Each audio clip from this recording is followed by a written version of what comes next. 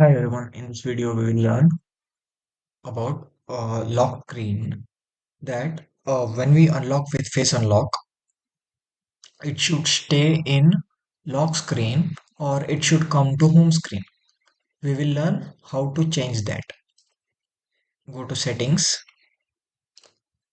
click on biometrics and security and click on face recognition and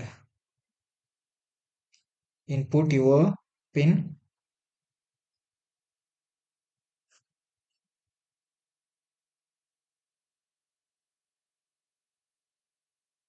then click on next. Then you can see stay on lock screen. Whenever you unlock with face lock, you you want it to be in lock screen or it should come to home screen.